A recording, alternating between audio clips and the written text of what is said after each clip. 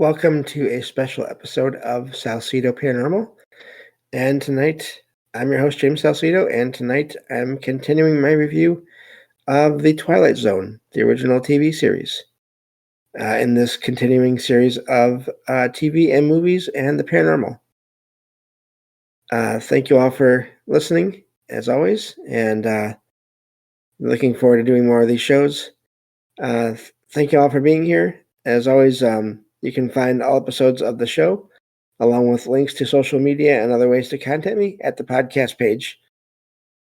Excuse me. And that is salsidoparanormal.podbean.com.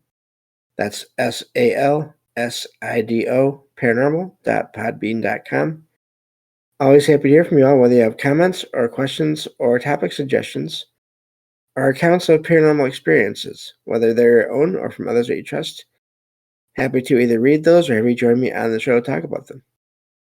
Thank you all for listening, whether you are here for the live streams on Discord, or if you listen to the podcast or YouTube feeds, or on the Troubled Minds Radio Network, KUAP Digital Broadcasting.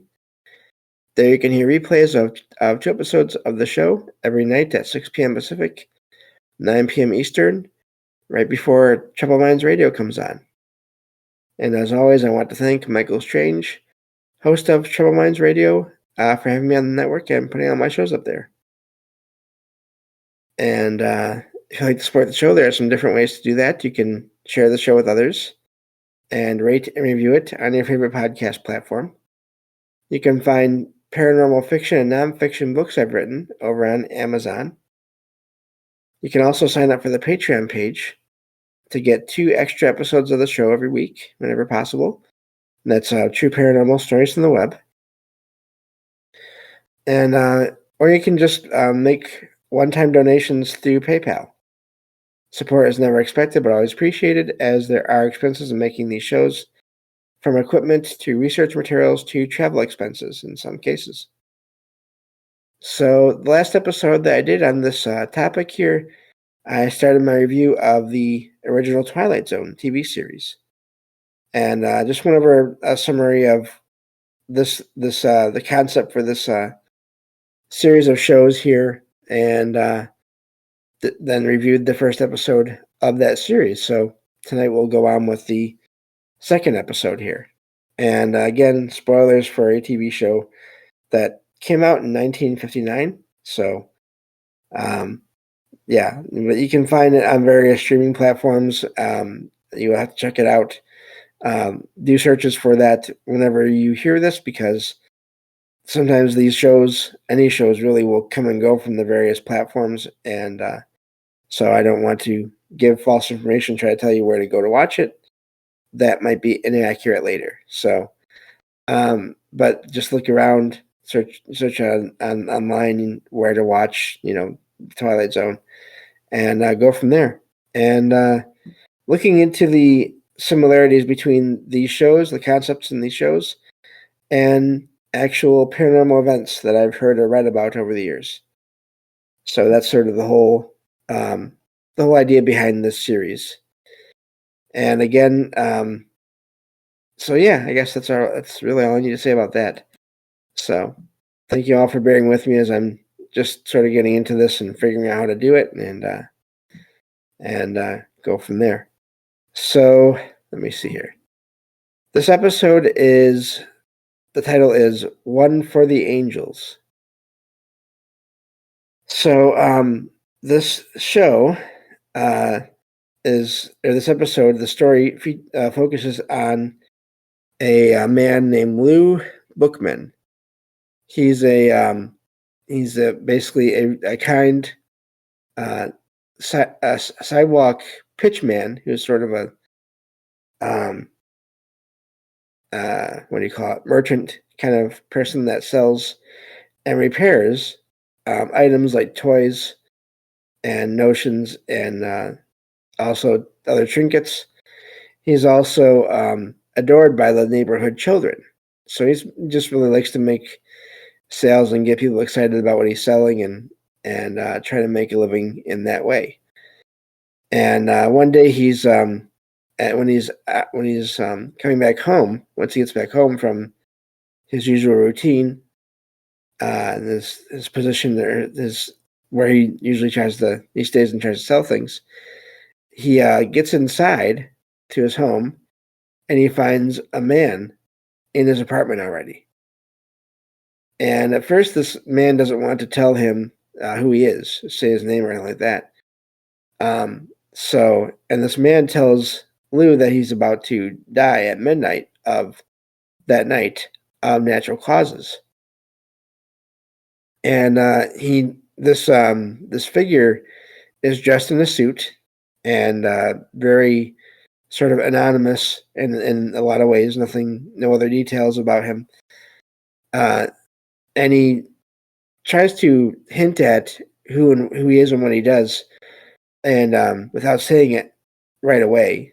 And he figures that Lou Bookman will sort of get the message and get the idea, and just sort of go with the plan, which is this figure is all about timing and schedules and all these things, which is a very fascinating part of this character.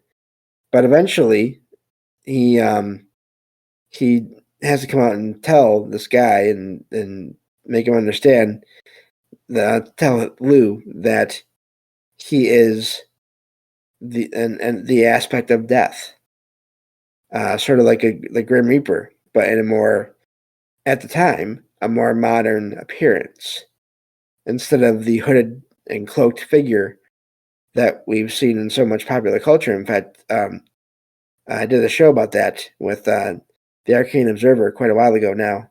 Jen, great show, a lot of fun to do. I definitely recommend checking it out. But instead, in this show, he's just a man in a tuxedo and a suit, and he's trying to tell this guy Lou that you're going to pass in several hours here, and so Lou tries to argue with Death, and he's trying to figure out a way around this, and Death says, well, there's certain exceptions, but they're really hard, they're really rare, it's not easy to sort of qualify for those exceptions. And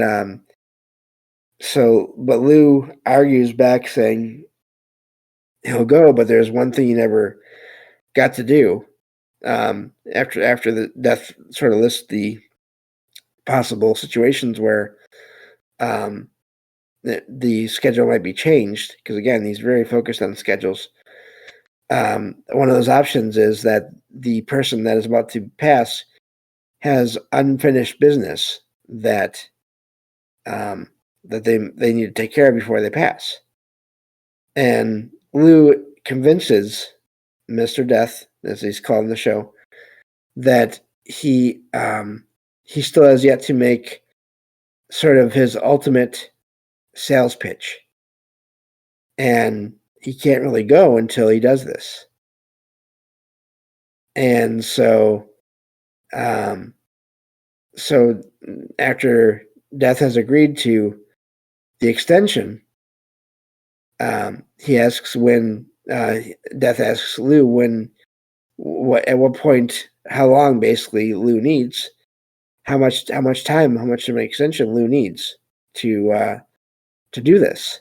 And Lou, it turns out, has been sort of planning, or had an idea about how to get around all this. And Lou says, well, he has no idea. And he says, because he was basically planning on retiring. So the implication there is, well, I never have done this, but I guess I won't get to now that I'm retiring. And so he feels like he has successfully cheated Death. Which, how often do we hear that phrase?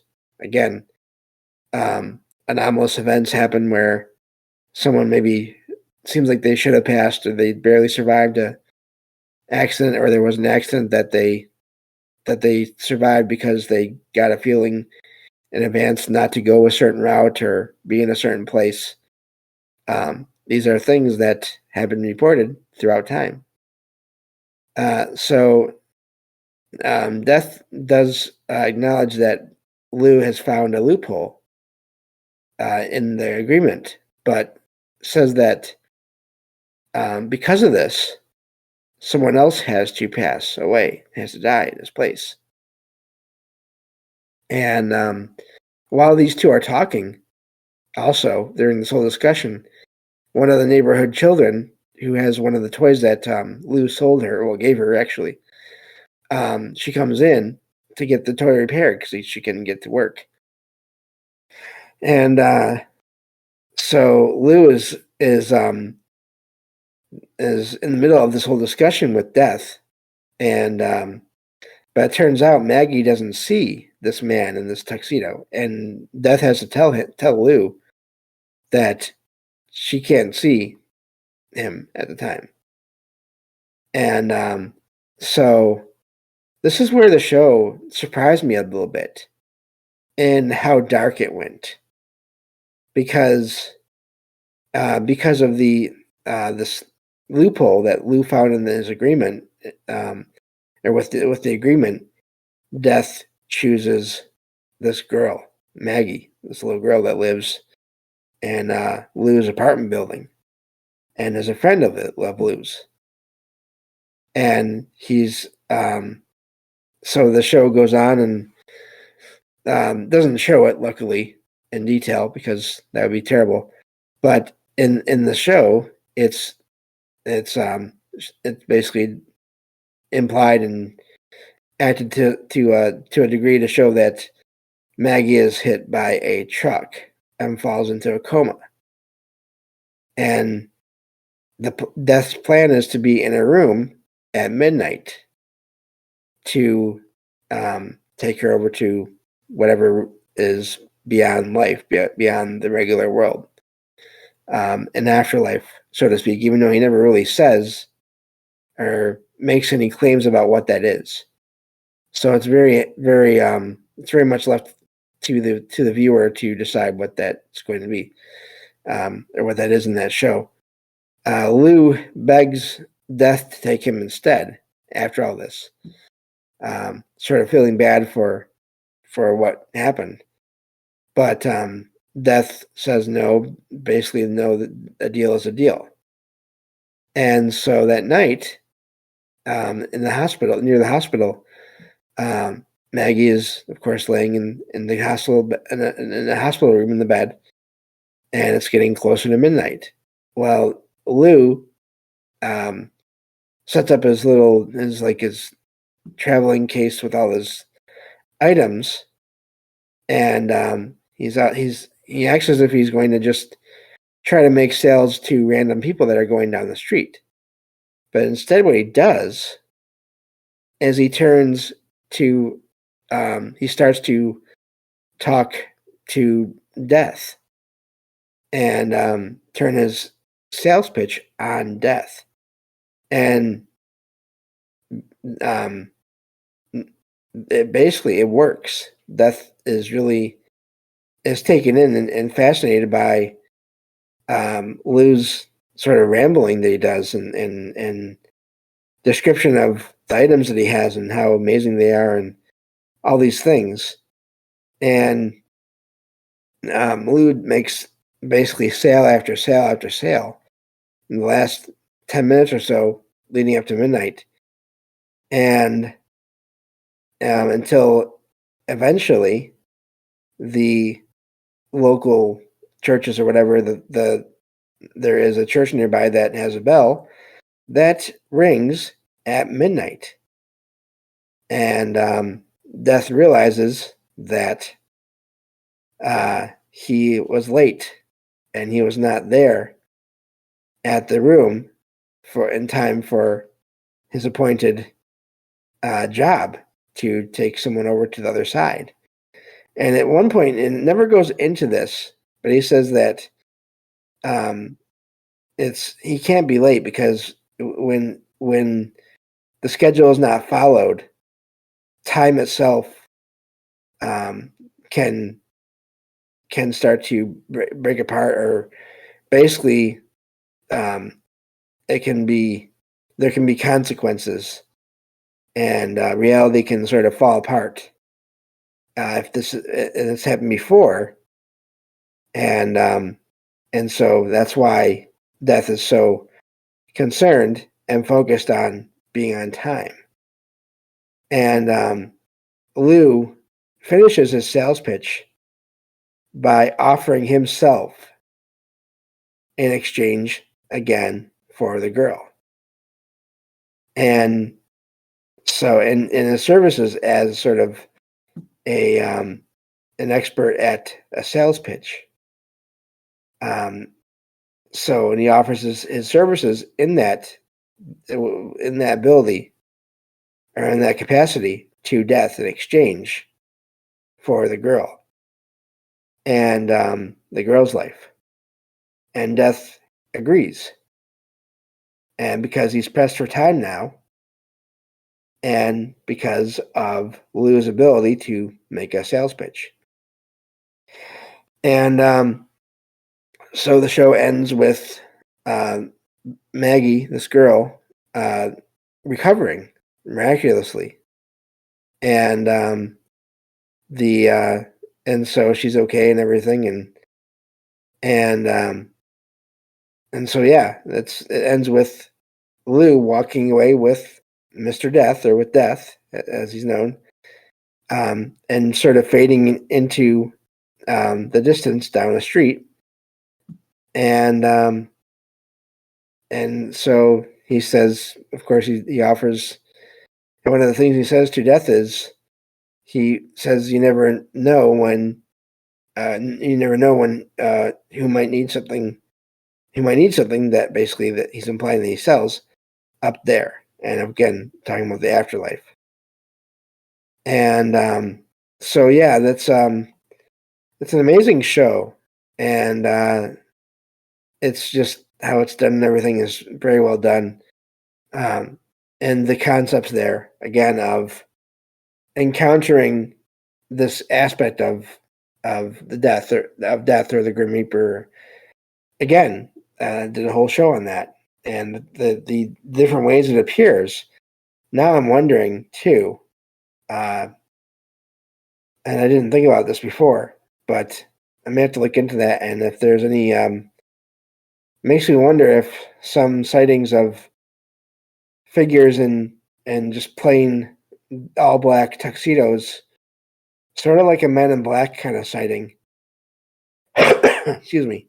If there are any sightings of that kind of figure in an area before, during, or after the time of someone passing.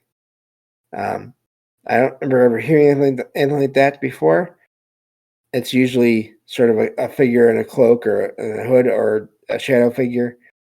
But again, it's odd how all this sort of this figure in dark clothes, or this shadow figure, how there are so many figures in the paranormal that are seen to be wearing all black. You have, of course, the Men in Black phenomenon, the associated with UFOs, and sort of keeping people from sharing information about their experiences, even knowing about people's experiences, even though they weren't seen at the time or the place of the experiences. You have sort of like a grinning man figure. It's all black, but with a plain sort of like a pale skin, and it's just smiling, and it's seen at random places and can appear and disappear. You have again the shadow figure, and or where it does appear to be, in some cases, a man in like a trench coat, or maybe even a tuxedo or some kind of suit, and a fedora or like a hat. But all that is seen is the form or the shape. And then sometimes, of course, different colored lights where the eyes would be. But you have, of course, the shadow figure, or the dark figure of a person, usually I believe usually a man, seen wearing a cloak and a hood. And sometimes they're transparent, other times they're not, where they'll come and go. And it can be associated with the passing of someone, or the someone being close to passing away, but maybe not maybe making it out of that okay after all. So there's so many similarities here, but this is sort of like a modern, and a modern as of when the show came out, of course. But I mean, take that to today, you could still sort of rewrite that in different ways and have it happen in the present day. And you have this figure in all black, in a black suit, pants and a suit and everything. So really neat episode. And of course, the other amazing thing about all these shows is Rod Serling's opening and closing, like not dialogue, but lines. The way he performs the lines, and he does so well with the reading and the sort of the delivery. That's what I was trying to say there, of the introduction and then the epilogue or whatever of each show, that it really does work well. And yeah, I've only listened to watched the first 12 episodes. Excuse me, I can't talk. 12 episodes of the show. And so I'll be reviewing when I have a chance. And but I'll be getting into more, and this is going to go on for a while. There were 5 seasons of this show. So plenty more to come, and I'm sure as we go, there'll be different themes that pop up in sort of groups of shows and all that. And looking forward to seeing how all that works out. And yeah, what we can figure out maybe, and just look at how, again, popular culture has been influenced by and then later influenced the paranormal, possibly, in people's experiences and sightings and reports and all those things. And yeah, so that's basically all I have for this episode. Don't forget to check out all the links in every episode description for all my friends that have been part of the show, that have their own projects going. And also be sure to listen to the Troubled Minds Radio Network, KUAP Digital Broadcasting. You can do that 24/7 and hear all kinds of great shows, and as well as mine. And it's 24/7 content, all different sort of subject matter. And of course, the sort of the anchor of the network, in my mind anyway, Troubled Minds Radio, and then my show's on there again, and which I'm really grateful for. And yeah, looking forward to the book is close to coming out. I know I've been saying that for a while. Things happen, delays happen, life happens, and people that are working on things take some time to get things done. So, but I will have an announcement as soon as that comes out. In fact, who knows? Maybe by the time I release this show, it will already be out. I'm recording this now, but I don't know when this show will be coming out. So more information about that, again, in future shows. So, or in past shows. Time is weird. Anyway, thank you all for listening, and I will talk to you all on the next episode of Salsidoparanormal. Take care.